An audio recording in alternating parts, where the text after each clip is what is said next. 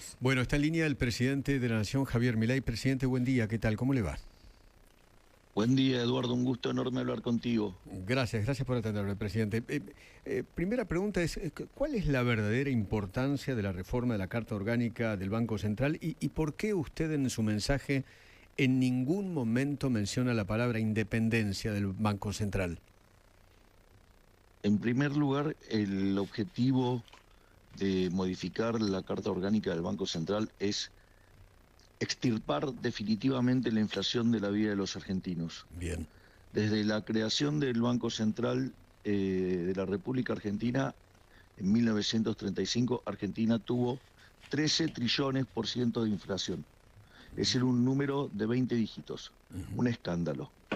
Si usted lo quiere traer a un número más cercano y más tangible, desde que salimos de la convertibilidad, que nos prometieron un banco central racional, progresista, independiente, 168.500% de inflación. Entonces, lo primero es una carta orgánica diseñada para terminar definitivamente con la inflación. Punto uno. Segundo punto, la realidad es que el concepto de independencia del Banco Central, ¿dónde termina siendo el punto débil o el punto en el cual termina siendo o no independiente? Es si el Banco Central termina financiando al Tesoro. Es decir, si termina siendo un órgano de recaudación fiscal. Y de hecho, todo el eje de la argumentación que hice tanto en la nota de Clarín, que lleva el número de inflación acumulada, como en la cadena, todo giró en demostrar la estafa que es la inflación al convertirse en un instrumento de recaudación fiscal. Es decir, que la cuestión de la independencia tiene que ver directamente qué es la interferencia que hace el fisco sobre el Banco Central, es decir, si lo termina financiando o no. Y si usted se fija, la reforma que nosotros planteamos del Banco Central tiene 5 ejes. El primero es terminar con esa tontería de ponerle 5 objetivos a un instrumento de política económica. Eso es matemáticamente imposible. En la vida real se traduce en tasas de inflación aceleradas y alocadas como las que hemos padecido.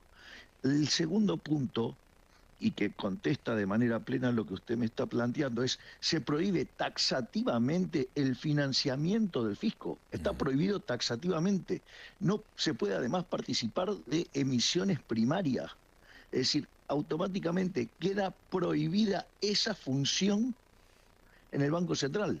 Es decir, la verdadera independencia está puesta en ese punto. Se refuerza con el punto siguiente, que es lo que tiene que ver con la remoción del presidente del Banco Central y los directores, donde ahora se va a exigir no solo 2/3 del Senado, sino también 2/3 de la Cámara de Diputados. Y esto tiene mucho sentido. Y sobre todo, fíjese que nosotros el proyecto entra por diputados, no entra por senadores, porque nosotros consideramos que cuando usted tiene el monopolio de la emisión de dinero, como el que tiene el Banco Central, sumado al curso forzoso que usted está obligado a retener los pesos, eso lo convierte en un instrumento recaudatorio y que explica los desastres inflacionarios que hemos tenido y que básicamente, digamos, el fisco, el Tesoro, usa al Banco Central como una fuente de financiamiento que nos destruye con inflación. Entonces, fíjese, no se va a poder financiar al fisco, no se va a poder remover fácilmente al presidente del Banco Central y al directorio, porque va a necesitar 2/3 del Senado y 2/3 de diputados. Y me imagino Y tampoco, además, presidente, que ni el ministro de Economía ni el presidente de la República van a llamar al presidente del Banco Central para decirle qué es lo que tienen que hacer, como ocurre en otros países serios. Eso no ocurre, jamás. bueno, a ese punto, digamos, eso no tiene por qué pasar, porque si usted ya tiene bloqueado el financiamiento, no hay mucho más para discutir. Ahora, le voy a seguir porque hay otros elementos más que hacen a que el Banco Central pueda ser independiente efectivamente, más allá de si usted lo declara o no. Hay otro tema más que es el reparto de utilidades. Nosotros prohibimos taxativamente el reparto de utilidades en base a utilidades ficticias. Es un poco técnico, pero si usted me permite, lo explico. Sí. Suponga que usted tiene $100 de reservas y el tipo de cambio fuera 1. Quiere decir que sus reservas valuadas en pesos son 100 pesos. Suponga que usted ahora lleva el tipo de cambio a 2. Sus reservas valuadas en pesos, ¿sí?, son 200. Entonces, ¿qué era lo que hacían los distintos gobiernos? Tomaban ese diferencial de 100, al pasar de 100 a 200, y lo distribuían como utilidades. Esas utilidades son falsas porque usted, digamos, sigue teniendo $100, y si usted reparte estos 100 pesos incrementales, usted va a tener ahora reservas por 50. Eso está prohibido taxativamente. Y no solo eso, y usted solamente va a poder repartir utilidades solo si deriva de las ganancias en el manejo del portafolio del Banco Central. Supongo que usted tiene títulos del Tesoro norteamericano y le rinde 5%. Bueno, usted esos $5 los puede distribuir. Ahora, solamente los puede distribuir para pagar deuda. Y lo otro, se prohíbe, ¿sí?, se eliminan las letras intransferibles, que era el mecanismo por el cual el kirchnerismo le sacaba el dinero al Banco Central, les robaba la reserva. No por nada, digamos, el kirchnerismo dejó reservas netas en 12.000 millones de dólares negativas, o si usted quiere, en un nivel de 20.000 millones.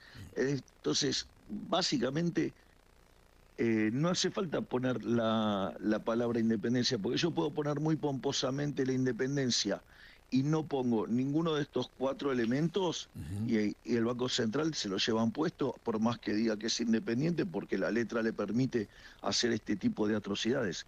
Entonces, al terminar con este tipo de atrocidades, que es, en el fondo, cuando usted financia al Banco Central, el Banco Central financia, perdón, al Tesoro, eso es equivalente a falsificar dinero. Eso constituye una estafa, está penalizado, ¿sí? Y es una estafa agravada porque es una asociación ilícita entre el Banco Central, el Poder Ejecutivo y el Congreso. Y ese es un delito, además, no es carcelable. Presidente, lo llevo a temas de la vida cotidiana, del metro cuadrado de la gente. Estaba leyendo datos de una encuestadora que se llama Centrix, hace un monitor de opinión pública de julio. Para el 86% de los argentinos se necesitan 2 o más empleos para llegar a fin de mes. Y el 62% tomó deuda para cubrir gastos básicos. ¿A usted le preocupa estos números? A ver, primero, las encuestas tienen los problemas de las encuestas, que tienen sesgo, de cómo se plantean las preguntas. Hay una determinada cuestión de la construcción de la pregunta. Yo sería bastante más cuidadoso con esas encuestas, y porque la verdad que si uno se tomara ese punto llevado al extremo, los resultados suelen ser bastante ridículos, por ser educados. Pero más allá de eso, mire, ¿sabe qué es lo que cuenta? Mire, si hoy llega más gente a fin de mes o menos, y eso usted lo puede mirar en los indicadores de pobreza. Nosotros, cuando llegamos y se sinceraron los datos de pobreza en la frecuencia mensual, ¿sí?, bueno, eran 57%. Hoy son 29. Quiere decir que 28% de los argentinos salió de la pobreza. Es decir, hay 14 millones de argentinos que están mejor. Usted tenía 20% de indigentes, o sea que no les alcanzaba para comer. Bueno, ese número cayó a 6%. Usted tenía 70% de los chicos pobres, hoy tiene 42%. ¿Qué quiere decir? ¿Que somos Suiza? No, no somos Suiza, pero estamos mucho mejor. Es decir, si hoy hay gente que no llega a fin de mes, ok, pero es mucho menos que lo que había cuando nosotros iniciamos y que teníamos un país al borde del colapso, porque conjugaba lo peor de la crisis de 1975, lo que se llamó el Rodrigazo, en el gobierno de Estela Martínez de Perón, o más conocida como Isabel Perón, ¿sí?, tremendo modelo político ese, ¿no? Digamos, o sea, el Rodrigazo de la hiperinflación y la triple A, ¿no? Punto dos, lo que era, estábamos peor que en el balance del Banco Central, era peor que el que tenía el gobierno de Alfonsín, y no solo eso, sino que además teníamos indicadores sociales peores que el final de la convertibilidad. Por lo tanto, ese era el cuadro de situación en el que nosotros llegamos. El 70% hoy por hoy tomó un crédito, no puede pagarlo. A ver, la pregunta es, suponga que ¿está Willy a su lado? Sí, sí, sí, claro. Acá estoy. Buen día, Willy, ¿Qué tal? placer saludarte. Perdón que voy a usarte de contraparte en el ejemplo. A ver.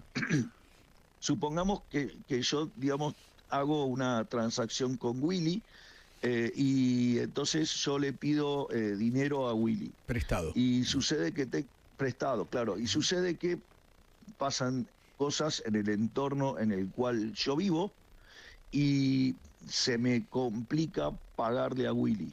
La pregunta es, ¿sería justo, Eduardo, que usted pague mi cuenta?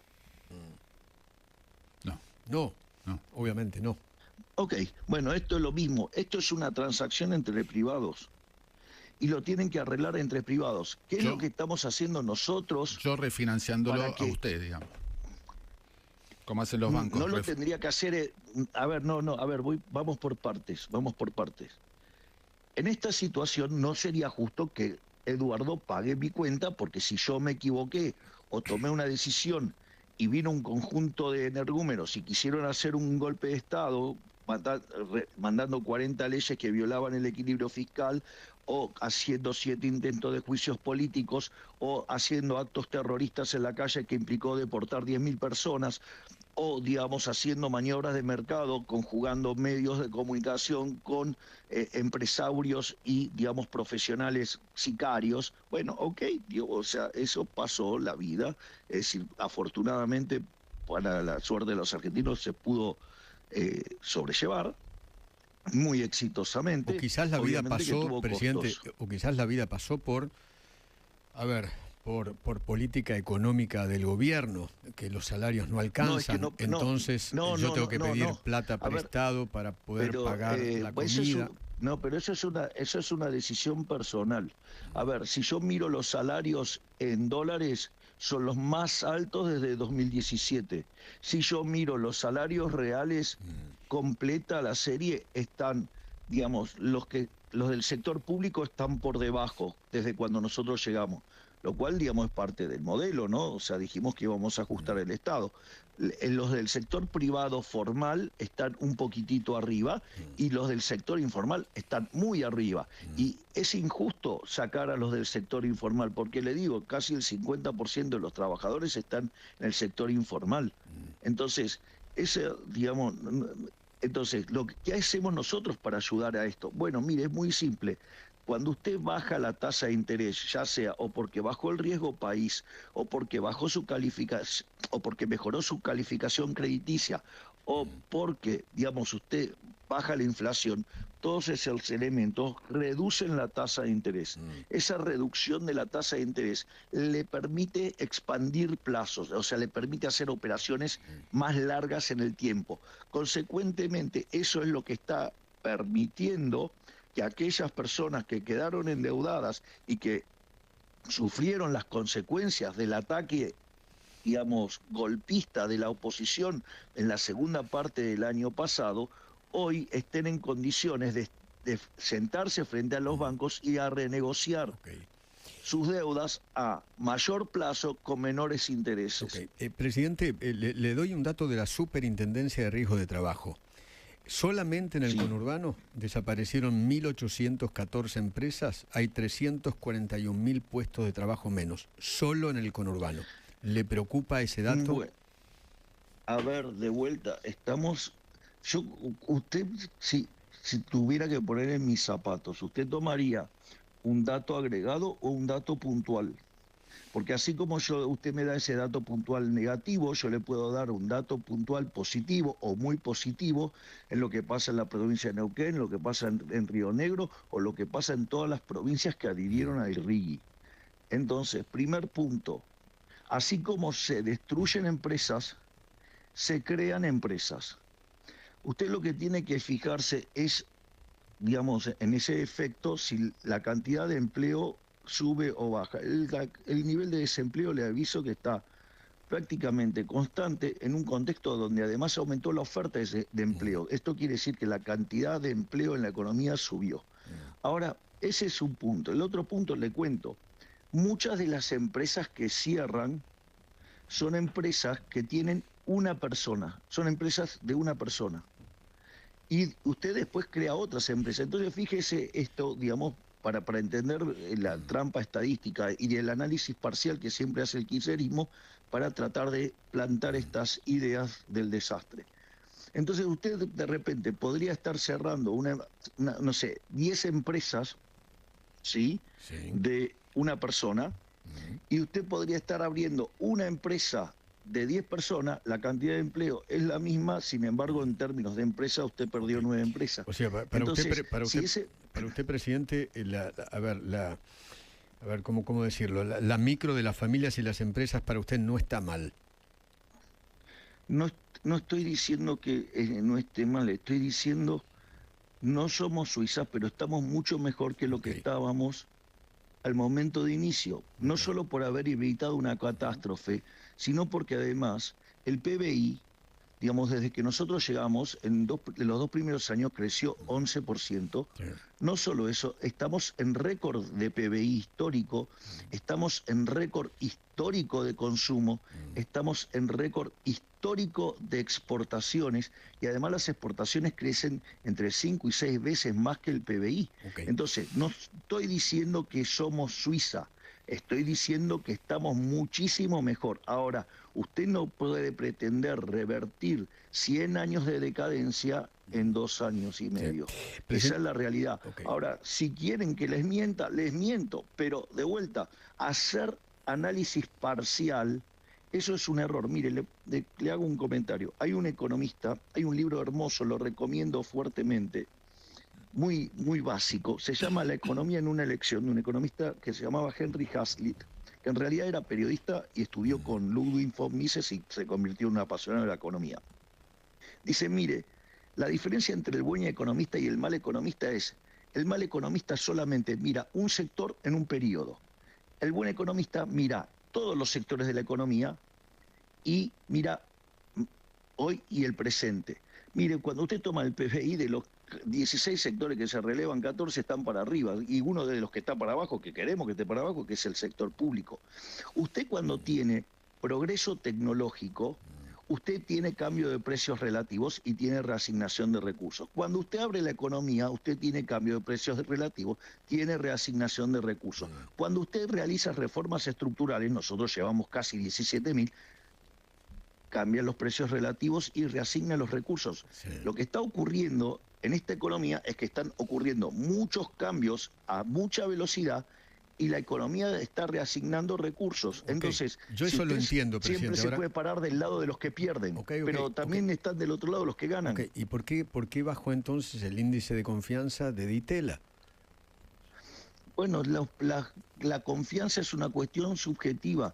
Si yo le estoy contando sobre los números, es decir, yo digo, puedo tener más o menos confianza sobre determinadas cosas. Bueno, la vida. Ahora, cuando usted mira los números, digo, yo le contesto con los números, son los números del INDEC, pues va, los mira, los chequea, digo, están ahí. Después las percepciones que tienen las personas, bueno, la vida. Digo, yo no me puedo pelear con las preferencias de la gente, yo tengo que gobernar en base a números, no a percepciones. Presidente, lo cambio a otros temas. ¿A usted no le gustó la actitud y la bandera de los jugadores sobre el tema Malvinas? No dije eso. Es bueno que lo aclare, porque muchos entendieron que a usted no le había gustado. No, eso es una deformación que hizo el kirchnerismo de una apreciación que hice. Para mí la posición correcta es que no hay que mezclar el agua con el aceite. Una cosa es la cuestión deportiva y otra cosa es las cuestiones vinculadas a la patria. La causa de Malvinas es una causa no negociable, es la causa argentina, Y de hecho, nosotros, desde el regreso a la democracia, somos los que más hicimos para el objetivo final, que es que las Islas Malvinas, Georgias y Sandwich del sur y todo el espacio marítimo circundante vuelvan a la Argentina. Es decir, ¿por qué? Porque por primera vez la ONU le obliga a Inglaterra a sentarse a dialogar con nosotros. Gran avance. Además, tenemos apoyos fuertes, digamos, históricamente de China, y ahora, digamos, Estados Unidos está, digamos, tomando posición hacia nuestro caso. Y es más, y en la propia Inglaterra ya están divididas las aguas y hay partes del espectro político que consideran que nos tienen que devolver las islas porque son nuestras. Obviamente. Digo, avances diplomáticos enormes. Usted no vio estos avances diplomáticos en los últimos 40 años. Déjeme hacerle preguntas puntuales sobre esto. La bandera, esa famosa bandera, ¿interrumpió las negociaciones discretas que usted venía teniendo con el gobierno del Reino Unido? No. No. No. A ver, por eso quería ir sobre este punto. La otra es la cuestión deportiva. La verdad que fue un partido que se ganó con una épica extraordinaria. Monumental, sí. Exacto, digamos, y todos lo festejamos y todo, digamos, quedamos al borde del colapso. En ese contexto donde usted, digamos, le toca jugar un partido de semejante envergadura, bueno, puede ser que sus emociones estén un poco alteradas, ¿sí? Sí. Y que frente a esa situación le traen algo tan sentido para los argentinos como es el caso de las Malvinas. Obviamente, digamos, es casi una reacción natural y esperable que los jugadores tomaran la bandera y la mostraran. Lo peor que puede pasar en ese caso es que tengan una penalidad. Creo que son 30.000 euros. Sí. No, digamos, no pasa de ahí. Obviamente. El problema no es lo que hicieron los jugadores, Eduardo. ¿Es lo que hizo Victoria Villarroel con su posteo? Por ejemplo, que si no fuera porque es alguien intrascendente dentro del gobierno y alguien que básicamente todo el mundo ya sabe que es un opositor al gobierno. Es la número 2 del gobierno. No hubiera sido, para el mundo es la vicepresidenta. Pero no deja de ser una opositora al gobierno, digamos. Sí. Las declaraciones que hace, digamos, todo el tiempo, digamos, parece replicar los argumentos kirchneristas. Entonces, en ese contexto, esa situación sí generó algún tipo de tensión en Londres. Hubo, digamos, una comunicación con el país, pero afortunadamente yo di una nota a Gabriel Anhelo en su misma radio, aquí en Mitre, donde planteé la posición y entonces se dieron cuenta, digamos, que digamos que no estaban negociando con primates. ¿Usted por esa situación usted habló con Infantino y Trump por este tema? No, el motivo que hablé con Infantino fue por otro, pero de vuelta, lo importante es que Argentina llegó a la final, Argentina, digamos, eso está claro. Pudo hacer el partido, digamos, claro. Y otra pregunta. Bueno, y se verá en algún momento qué se hace con el tema de la bandera. Usted me decía de la actitud de Estados Unidos con respecto a Malvinas. ¿Estados Unidos está detrás de ese acuerdo porque quiere poner una base militar en Malvinas? Estados Unidos ha cambiado su visión estratégica del mundo. Estados Unidos mira esto desde una perspectiva política y puede que digamos, es necesario tener un aliado confiable en lo que es el paso del Atlántico al Pacífico. Argentina está cumpliendo con todas esas condiciones. Y eso es la llave que nos va a permitir recuperar Malvinas. ¿Usted va a permitir que una empresa israelí se lleve el petróleo de Malvinas? ¿Sabe lo del proyecto Sea Lion? Estoy al tanto, ya hemos hecho los reclamos pertinentes y se está discutiendo en el plano diplomático. ¿Aún con Israel? Nosotros ¿Que es su aliado? Sí, digamos, nosotros somos aliados de Estados Unidos e Israel. Pero, digamos, esa es una empresa privada. Bien. Y, digamos, si usted en un país serio no hace injerencias sobre el sector privado. pero aún así nosotros hemos iniciado esa negociación y hemos denunciado la situación y lo estamos llevando en el plano diplomático. Estas cosas no se arreglan desde la tribuna gritando y tirando piedras, ¿me comprende? Sí, sí, O sí. sea, nosotros esa situación, digamos, lo resolvemos sentándonos diplomáticamente a resolver estos temas. ¿A usted le interesa, está convencido y le interesa que flamee definitivamente la bandera argentina en Malvinas? Porque dicen que a usted no le interesa.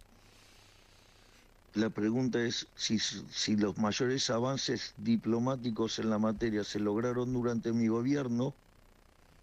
Digo, me parece que es evidente. Es evidente la posición. Es decir, en cambio los otros que gritan, hacen actos de patrioteros baratos, nacionalistas de pacotilla, propios de mononeuronales, bueno, digamos, así no se van a recuperar las Malvinas. ¿Esa es la Digamos, vicepresidente? el espectro político tiene esas características y cree que se resuelve así. Los últimos 40 años, sacando, digamos, el lapso de Macri, digamos, la diplomacia argentina ha sido pésima. Bueno, nosotros, o sea, llegamos e hicimos un cambio de 180 grados. Es más, cuando las personas que estaban, digamos, guiando esa política, fueron cooptados por la línea de Cancillería tradicionalmente con perspectiva socialista, digamos, fueron cambiadas abruptamente. Presidente, la vicepresidenta del país trató de casta y antidemocrático a su jefe de gabinete y a usted lo trató de loco, de demente, que no está bien de la cabeza. ¿Usted qué dice? Me encanta. Porque los únicos que, mire, cada vez que usted tuvo alguien que cambió la realidad, ¿sabe cómo lo tildaron antes? De loco. De loco. Así es que, digamos, de vuelta, entiendo que los enamorados del status quo, el que quiere cambiar las cosas, digamos, lo traten de loco. Además, digo, qué sé yo, ahí probablemente tenga algunas definiciones bastante, digamos, raras, ¿no? Digamos, porque, qué sé yo, probablemente haya cosa que sea más casta en Argentina que Gildo Infran, digamos, que Quintela, ¿sí? O, digamos, abrazarse a Isabel Perón, que es la economía del Rodrigazo, es decir, que multiplicó por 6 la inflación, que multiplicó por 6 los pobres y que políticamente, digamos, era el modelo de la AAA. Bueno, listo, digamos, la vida. O sea, a mí, digamos, que me digan loco por querer cambiar la Argentina, una Argentina decadente, lo tomo como un halago. Bien. Presidente, vino Cristalina Georgieva la semana pasada. ¿Vino a darle instrucciones a usted y a su gabinete? ¿Vino a inventariar Vaca Muerta, el oro y el cobre? No, vino a ver de primera mano el éxito tremendo que muestran los números de Argentina. Y así lo manifestó. De hecho, fue tan fuerte las manifestaciones que yo, por ejemplo, veía periodistas casi como que se quejaban de las declaraciones de Cristalina Georgieva. Claro, porque contradecían todas las cosas que se vienen diciendo. Pidió también digamos, que el gobierno, que ustedes se fijen un poco más en las pymes, que moderen un poco. Nosotros explicamos esa situación, digamos, qué es lo que está ocurriendo. ¿Qué es lo que le estoy explicando a Argentina? ¿Sabes lo que ocurre, Eduardo? Sí. Argentina el año pasado entró al año creciendo al 6% en el primer trimestre. Sí. Estaba acelerando al 8% en el segundo trimestre. Y cuando la política vio ese cuadro y que además habíamos ganado la ciudad autónoma de Buenos Aires, lo que parecía literalmente imposible, bueno, ahí comenzó un ataque feroz por parte de la política que en el límite intentó un golpe de Estado. O sea, de vuelta, lo repito para que quede claro la atrocidad. Sí. 40 leyes tratando de violentar el equilibrio fiscal. No solo eso, 7 intentos de juicio político. Sí. O sea, eso hizo el Congreso, eso hizo la política. Terrorismo en las calles, hubo que deportar 10.000 personas. ¿Sí? Y todas las maniobras que se hicieron en el mercado, digamos que se conjugaban con las noticias falsas expandidas por el periodismo, sí, con, digamos, el accionar de empresarios que quieren que no cambie la Argentina y bueno, digamos, eso se manifestó en una corrida que se llevó el 50% de M2, o sea, 41.000 millones de dólares. Y si usted corrige por las LEFI y corrige por los aumentos de encaje, el verdadero tamaño del ataque especulativo fue de 70.000 millones de dólares. Cuénteme en qué momento de la historia argentina Argentina recibió un ataque de 70.000 millones de dólares y la economía resistió. Vamos, le tenemos que hacer un monumento al ministro Caputo y al presidente del Banco Central, Bausili. Son los dos mejores de la historia, pero por escándalo. Presidente, ¿quién va a ser su compañero de fórmula? Mire, yo le digo, hay un conjunto de personas que podrían calificar para esa situación, que claramente, digamos, mi cabeza ya tiene definido eso. Lo que sucede es que la política es dinámica. ¿Ya tiene definido un nombre? Digamos, ¿Un nombre? ¿Tiene definido en su cabeza? Tengo alternativas, tengo alternativas y tengo orden de preferencia. ¿Ok? Esa es la definición. Pero usted sabe, la política es dinámica, sí. Pueden ocurrir acuerdos y en función de esos acuerdos usted puede tomar una opción u otra. O sea, puede darle el vicepresidente al acuerdo. Eso depende de los acuerdos políticos que surgen. Okay. ¿A quien tiene usted en la cabeza es hombre o mujer? Es que le dije que no es solamente una persona, es un conjunto de personas. Está bien, bueno, pero el vicepresidente tiene que ser uno. Y usted me dijo que en su cabeza hay uno que ya tiene yo no le voy a estar dando, digamos, o sea, yo no voy a jugar al enigmático. Eso se lo dejo a un operador barato que se disfraza de chimentero. Está muy bien. ¿Está estudiando 5 nombres para la Corte Suprema? Estoy estudiando más nombres para la Corte Suprema, pero estoy estudiando sus trabajos, sus contribuciones, sus fallos. Estoy trabajando, digamos, me estoy tomando un trabajo profundo, mientras que el ministro Juan Bautista Máiquez sigue trabajando en solucionar los problemas de las vacantes que están pendientes en la justicia. Ok, los dos miembros de la Corte, ¿los sugeriría este año? Voy a hacerlo cuando llegue el momento que yo considere apropiado para hacerlo. Está muy bien, está muy bien. Pañi, usted sabe es una decisión muy fuerte, muy fuerte, es una decisión muy importante institucionalmente. Claro. Entonces digo, requiere de un trabajo serio. Sí. Usted sabe que Pañi sugirió que usted habría acordado dividir al peronismo para después indultar a Cristina. Una imbecilidad total. O sea, de alguien que siempre viene errando sistemáticamente desde que yo entré en política, que fue cuando lo empecé a escuchar, no acertó nada. O sea, y todos son conspiraciones armadas en base a información que él se jacta de tener de no sé dónde. La verdad es que lo escuché el otro día, me parece una estupidez total.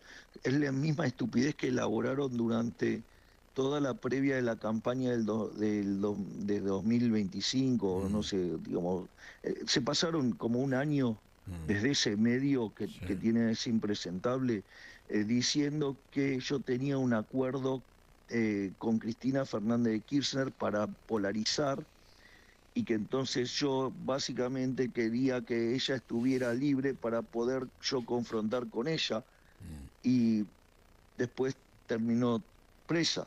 Y cuando terminó presa eso fue porque, digamos, la Corte no habilitó un reclamo. Entonces que dijeron que la Corte me había traicionado. Falso, nunca existió. Ahora, en lugar de admitir, sí, digamos que mintieron, no, inventaron otra mentira para tapar la mentira. Lamentablemente, la gran mayoría de los periodistas son mentirosos, mienten sistemáticamente. Lo lamento, esa es la vida real. Digamos, han mentido y se creen sus propias mentiras. Entonces, la realidad, lo único que muestra esa frase de este señor no es ni más ni menos la forma perversa, sucia y podrida que tiene de hacer política. y parece que no se ha enterado que yo soy un outsider, pienso como un outsider y pienso en la lógica, en mi legado. O sea, yo pienso en mi legado. O sea, ¿sabe qué, Eduardo? Lo pienso por dos cosas. Una, porque tengo conciencia histórica y cuando gobierno tomo medidas teniendo conciencia histórica. Y además le voy a decir algo, lo voy a hacer por una cuestión de incentivo compatible, o sea, de compatibilidad de incentivos. Porque cuando yo termine, ¿sí? Porque yo sí renuncié a mi jubilación de privilegio, es decir, no como los de la casta que no renuncian a la jubilación de privilegio, la alta política, ¿sí? Mire, con lo cual yo tengo que seguir trabajando cuando me vaya de la función pública, lo cual puede ser en el 2027 o en el 2031. Ahora, yo le hago una pregunta. Si usted tuviera que contratar una conferencia mía, y yo, digamos, todo lo que escribí con la mano lo borré con el codo, ¿cuánto vale una conferencia mía en ese caso? 0.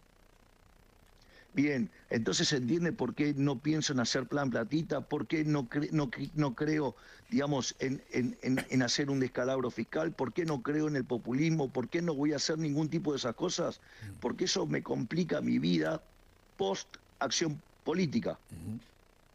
Es decir, lo hago porque estoy convencido, lo hago porque creo que estoy escribiendo la mejor historia, mejor página de la historia argentina. Ok, dicho esto, también tengo mis intereses, lo que tiene que ver conmigo mismo, lo que lo hace a la compatibilidad de incentivos. Si yo me aparto un ápice de todo lo que estuve pregonando durante 30 años, mi nivel de vida va a ser muy complicado. Entonces, yo he decidido morir con las botas puestas. Presidente, le agradezco mucho la charla. No, por favor, le agradezco mucho a usted. Saludos a todo su equipo y gracias a Willy por permitirme que ponerlo de contraparte. Gracias, presidente. Un abrazo. No, gracias a ustedes. Javier Milei, el presidente de la Nación.